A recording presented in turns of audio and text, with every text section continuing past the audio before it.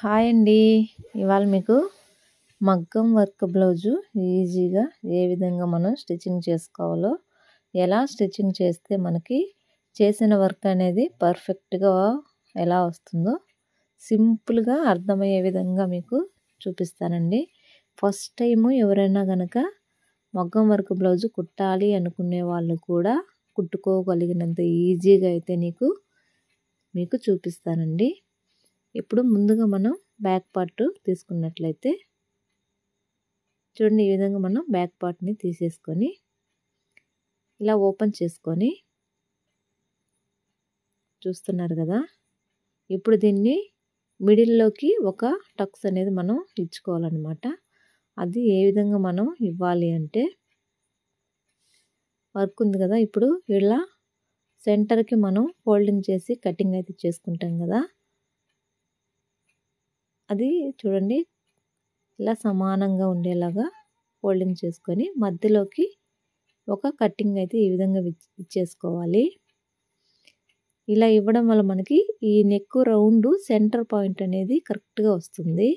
అలాగే లైనింగ్ని కూడా ఇలా సెంటర్ పాయింట్లో అలాగే కటింగ్ అయితే ఇచ్చేసుకొని ఇలా రెండు కటింగ్స్ సమానంగా ఒకదానిపైన ఒకటి వచ్చేలాగా చూసుకొని దానిపైన ఈ విధంగా ఒక కుట్టు అనేది వేసేసుకోవాలండి.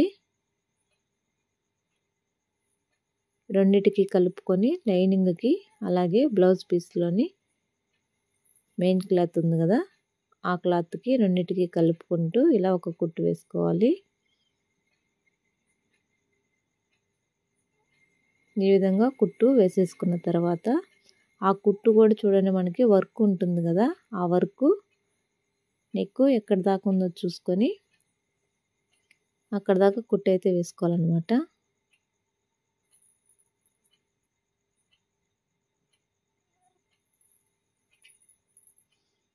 మిడిల్లోకి వేసుకున్నాం కదా, చూడండి వర్క్ ఎక్కడ దాకా ఉందో అక్కడ దాకా అయితే వేసేసుకొని ఇప్పుడు నెక్ చుట్టూ కూడా మనం కుట్టు అనేది వేసుకోవాలి.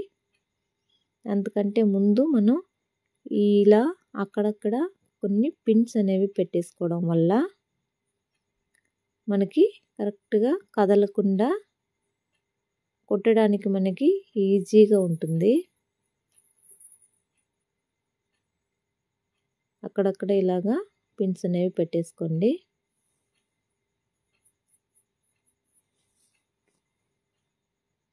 ఈ విధంగా పిన్స్ పెట్టేసిన తర్వాత మనకి చూడండి, ఖచ్చితంగా మగ్గం వర్క్ బ్లౌజులకి ఇలాగా సింగిల్ పాదం అయితే వాడాలండి. నార్మల్ పాదంతో అస్సలకి కుదరదు అనమాట. ఇలా సింగిల్ పాదం అనేది మీరు ఇలా ఈ విధంగా పెట్టేసుకోండి. ఇలా పెట్టేసిన తర్వాత ఇప్పుడు మనం ఇలా రివర్స్ చేసుకోవాలండి. పిన్స్ అన్నీ పెట్టేసిన తర్వాత ఇలాగా రివర్స్ చేసుకోవాలి. ఇలా రివర్స్ చేసుకుంటే మనకి ఈ వర్క్ అనేది ఎక్కడ దాకా ఉందనేది మనకి క్లియర్గా కనిపిస్తుంది అనమాట. కాబట్టి ఇప్పుడు మనం కుట్టడానికి మనకి ఈజీగా ఉంటుంది.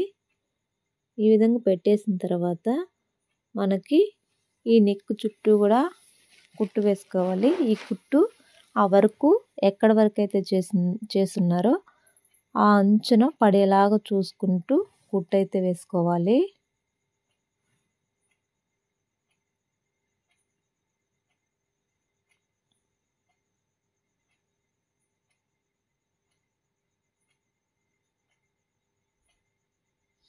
చూడండి, ఇంత నీట్గా అయితే మనకి నెక్ చుట్టూ వస్తుంది.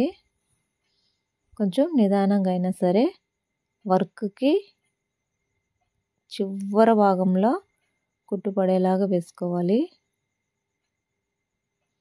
అప్పుడే మనం పర్ఫెక్ట్గా స్టిచ్చింగ్ అనేది చేసుకోగలం. ఈ మూలలో రౌండ్ తిరిగే దగ్గర ఇలా పాదాన్ని కొంచెం ఎత్తుకుంటూ ఇలాగ కుట్టారంటే కనుక రౌండ్ అనేది కూడా పర్ఫెక్ట్గా వస్తుంది.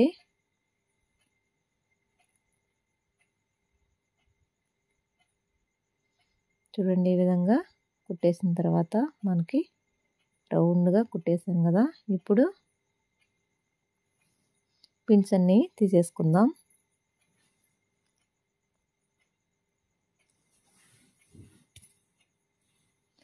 పిన్స్ అనేది వేసిన తర్వాత ఒక పావు ఇంచ్ అనేది, హాఫ్ ఇంచ్ అండి, పావు ఇంచ్ అంటే మరీ బయటకు వచ్చే అవకాశం ఉంది.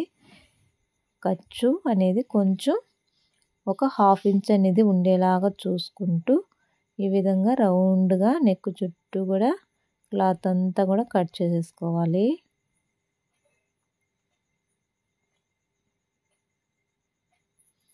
ఈ విధంగా కట్ చేసేసిన తర్వాత అక్కడక్కడ మనం చిన్న చిన్న కటింగ్స్ అయితే ఈ విధంగా పెట్టేసుకోవాలి.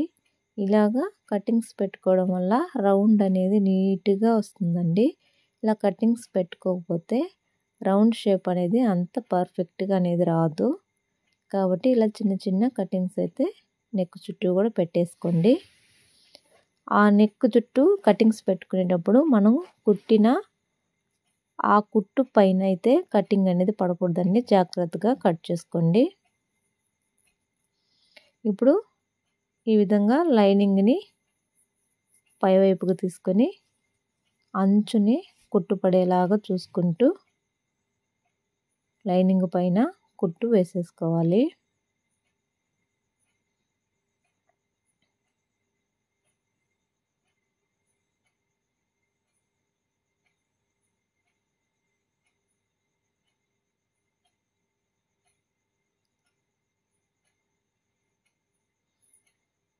ఈ విధంగా కుట్టు వేసేసిన తర్వాత ఇప్పుడు ఈ లైనింగ్ అనేది ఇలా లోపల వైపుకి ఫోల్డింగ్ అయితే ఈ విధంగా చేసేసుకోవాలి, వీడియోలో చూపిస్తున్న విధంగా.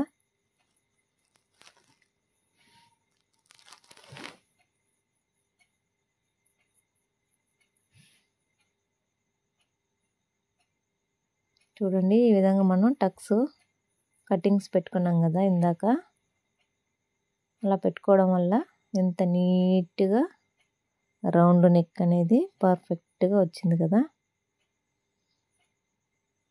ఈ విధంగా పెట్టేసిన తర్వాత ఇప్పుడే ఉందండి అసలు పని.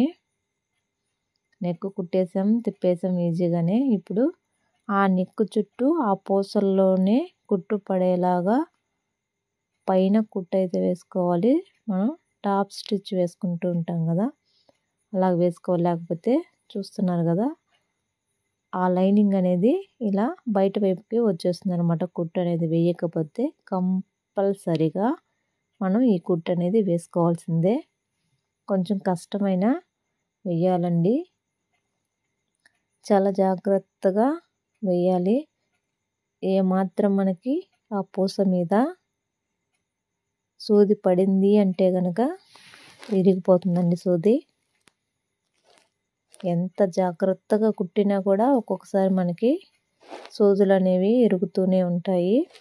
ఒక్కసారి మనకి సూది ఇరిగింది అంటే అది మళ్ళీ సెట్ అవ్వడానికి వేరే సూదిని పెట్టేసిన తర్వాత ఒక్కొక్కసారి అంత తొందరగా సూది అనేది సెట్ అవ్వదు, దారం తెగిపోతూ అలా ఉంటుంది.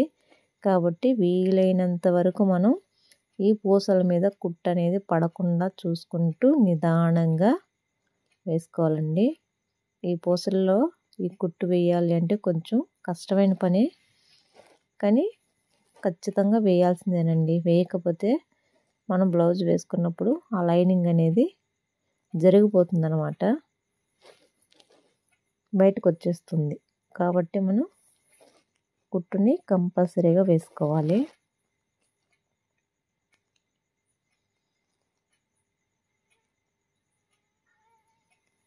మగ్గం వర్క్ బ్లౌజుల్లో ముఖ్యంగా కష్టంగా ఉండేది ఏదైనా ఉంది అంటే కనుక ఇలా పై వైపున పై కుట్టు వేస్తాం కదా మనం, అదేనండి కొంచెం కష్టంగా అనిపిస్తుంది, కానీ ఖచ్చితంగా చేయాల్సిన పని.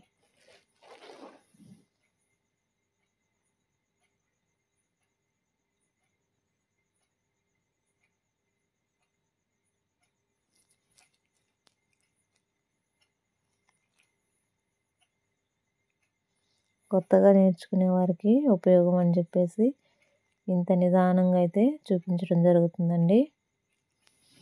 ఈ విధంగా కుట్టు అయితే వేసేసుకోవాలి. అప్పుడే మనకి చూడండి ఎంత నీట్గా అయితే రౌండ్గా మనకి వర్క్ వాళ్ళు ఎలా చేశారో మనం స్టిచ్చింగ్ చేసినప్పుడు కూడా సేమ్ అదే విధంగా రావాలి. అలా వస్తేనే మగ్గం వర్క్ బ్లౌజులు అనేవి ఇంత నీట్గా ఉంటాయి, లేకపోతే మొత్తం పాడైపోతాయండి. ఇప్పుడు మనం బ్యాక్ పార్ట్ అనేది రెడీ చేసిన తర్వాత అలా చుట్టూ కూడా మిగతా లైనింగ్ మొత్తాన్ని కూడా అటాచ్ అయితే చేసేసుకోవాలి. ఇప్పుడు మనం హ్యాండ్స్కి మగ్గం వర్క్ వేసినప్పుడు ఏ విధంగా కుట్టు అనేది వేసుకోవాలో మీకు సింపుల్గా అర్థమయ్యే విధంగానే చూపిస్తాను చూడండి.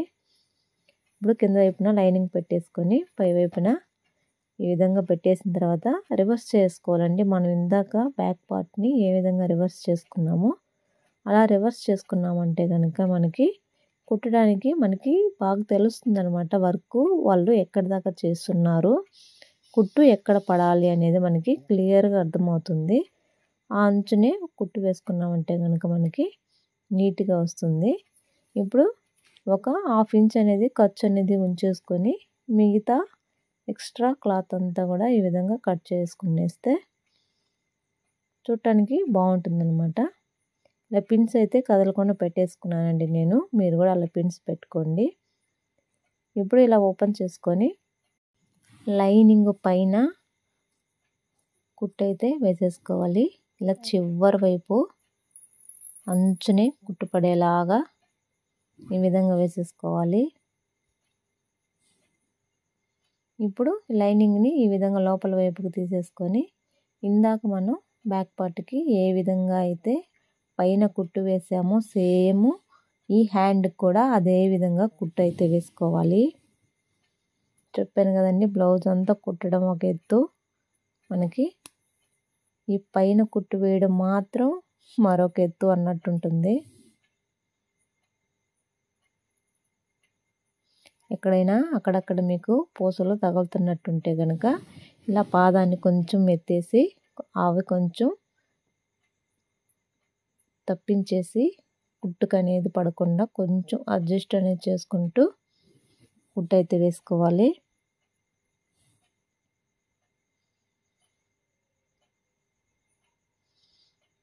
ఖచ్చితంగా నిదానంగా అయినా సరే ఈ కుట్టు అయితే వేయడం అస్సలు మర్చిపోవద్దండి. కష్టంగా ఉంది కదా అని స్కిప్ చేశారంటే బ్లౌజ్ వేసుకున్నప్పుడు లోపల ఉన్న లైనింగ్ అంతా కూడా ఇలా బయట వైపుకి వస్తూ ఉంటుంది. కాబట్టి గ్యారెంటీగా ఈ విధంగా మీరు పై కుట్టు అయితే గ్యారెంటీగా వేసుకోవాలి. ఖచ్చితంగా ఇలా వేసుకుంటేనే మనకి బ్లౌజ్ అనేది పర్ఫెక్ట్గా ఉంటుంది వేసుకున్నప్పుడు. ఈ విధంగా కుట్టేసిన తర్వాత చుట్టూ ఉన్న లైనింగ్ అంతా కూడా మీరు అటాచ్ అనేది చేసుకోండి.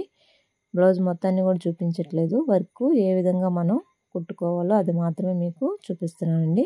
మిగతా బ్లౌజ్ అంతా కూడా మనం అన్ని బ్లౌజులు ఎలా కుట్టుకుంటామో అదే విధంగా కుట్టేసుకోండి.